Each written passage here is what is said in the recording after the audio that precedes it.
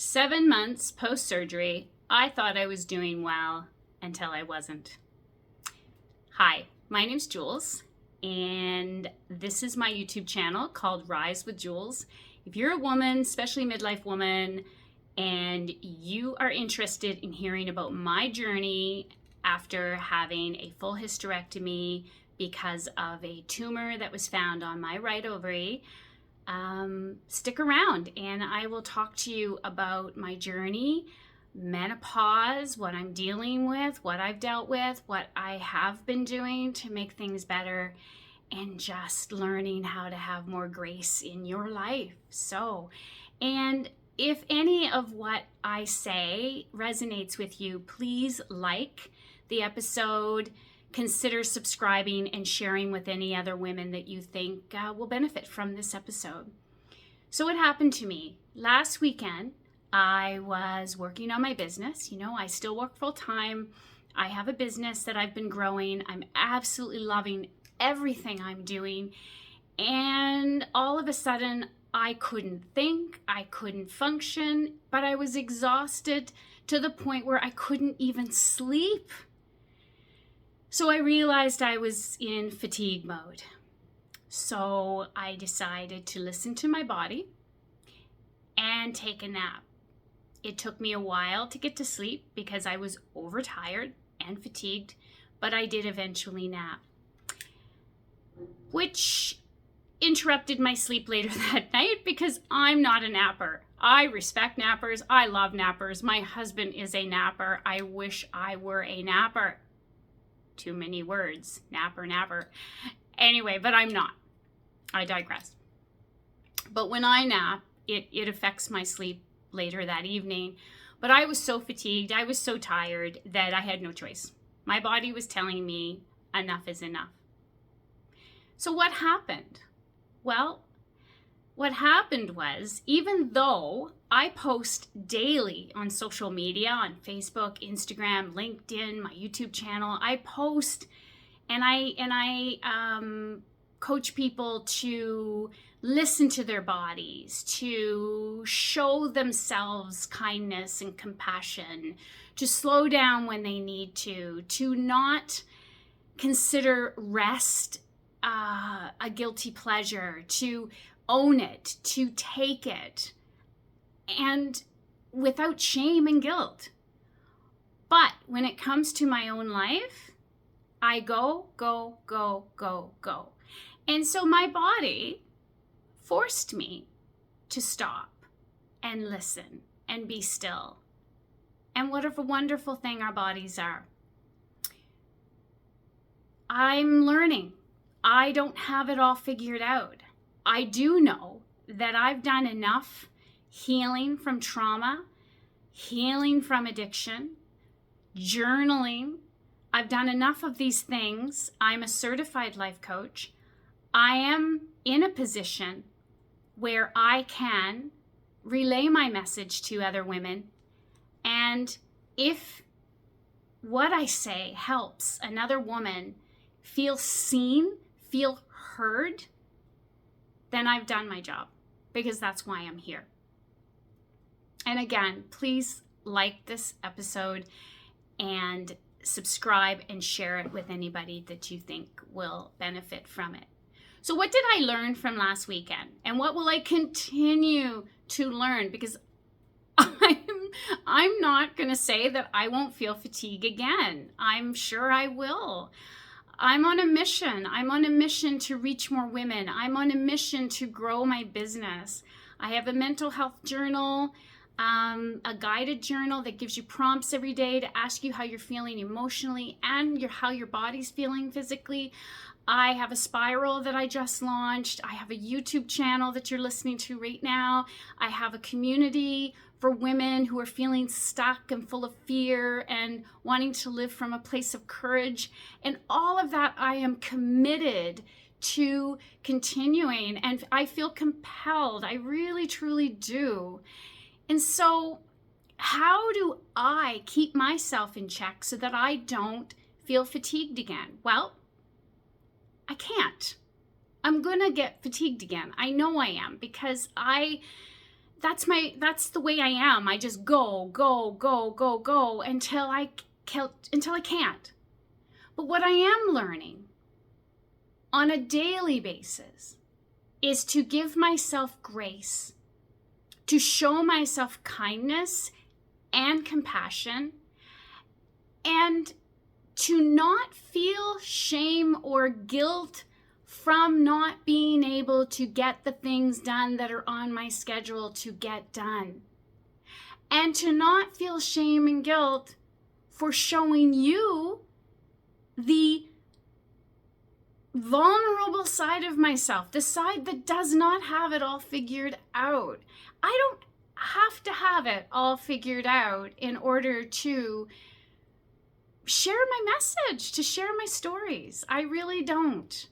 And the reason that I opened up, that I started this YouTube channel, was because I wish I had had a YouTube channel similar to this when I was starting to go through perimenopause. So what happened to me last weekend is due to surgery and healing and not listening to my body and needing rest. And I am now, because of surgery and the type of surgery that I had, in full-blown menopause again. And I am not allowed to take estrogen because of how much the tumor, borderline tumor, not cancerous tumor, but the tumor had spread. And so there's a 25% chance that tumor will come back. But if I take estrogen, there's a 45 to 50% chance it'll come back. So no estrogen for me. I'm taking a lot of organic, natural supplements that are helping a little bit, but I am still having hot flashes every day. Especially at night when I lay down. That is when it kicks in. I think I'm ready for sleep, and then all of a sudden I lay down flat and the body temperature goes up through my head and I get extremely, extremely uncomfortable. So I was referred to a menopause specialist by my surgeon, and I went to her and she prescribed a sleeping pill for me, which I have just started to take. It doesn't necessarily keep me asleep all night long, which would be lovely, but it does help. And I will continue to take that, hoping to get a better night's sleep. That in itself will help with the fatigue, because we need rest. Sleep is so important. Sleep is so important.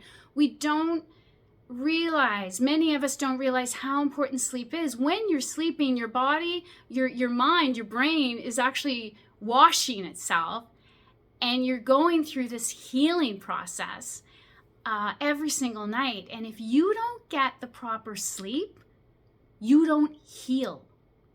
And if you don't heal, it will start to show up in your body as illnesses. And I know people that are suffering from that. So sleep, first and foremost, is so important in my journey of healing physically. And learning how to listen to my body better every day. And not beating myself up when I don't. And trying to find a balance. I've heard small business people say there's no such thing as balance, and I kind of agree with that to an extent. I think we need to keep searching for it, though. We need to keep showing up for ourselves. We need to try to live more and more and more in the present moment. Like one of Thich Nhat Hanh's stories that resonates with me the most in my life, and I think about it, is learn every day to be present for yourself. That includes when you're standing at the sink doing your dishes. Be present for doing your dishes. Enjoy doing your dishes. Be grateful for the ability to be able to do your dishes in a house or an apartment that's warm, away from the elements, because so many people don't have that now.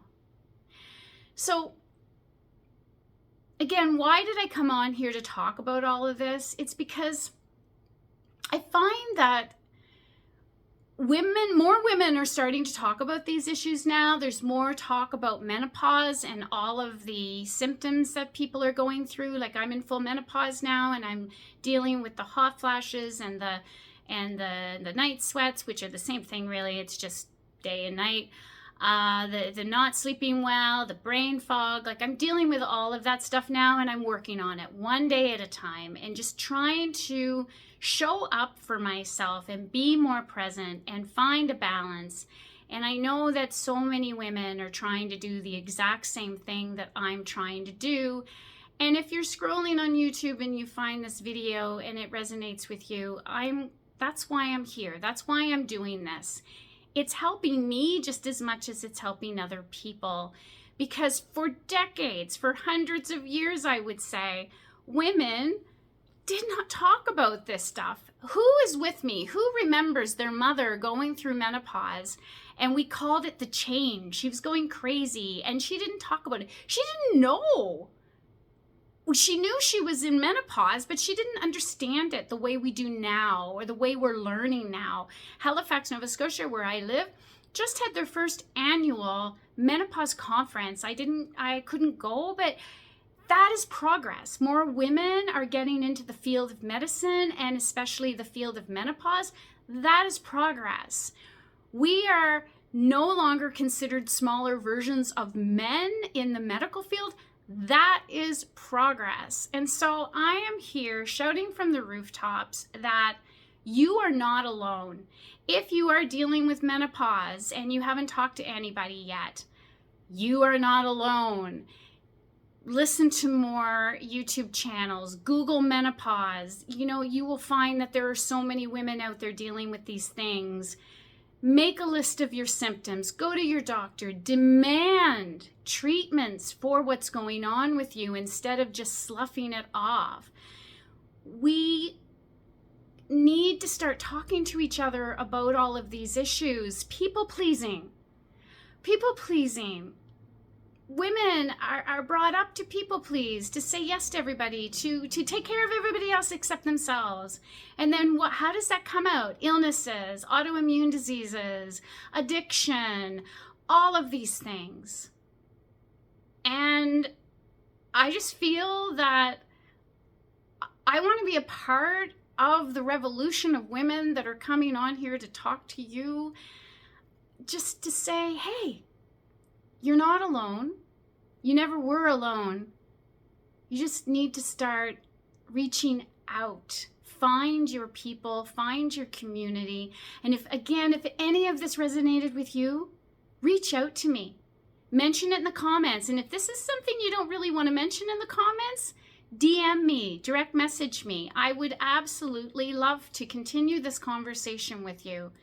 Please know, please know that you are not alone, that there are tens of thousands, hundreds of thousands, millions of women dealing with trauma, addiction, menopause symptoms, lack of sleep, limiting beliefs, all of these things. And I just wanted to come on today and talk to you about the fact that, me going and not listening to my body slapped me upside the head last week. And I'd love to continue this conversation. So again, if this resonated with you, please please subscribe and share. And tell me what you thought, and let's keep talking about this. And thank you for being part of my mission to get the word out there to more women.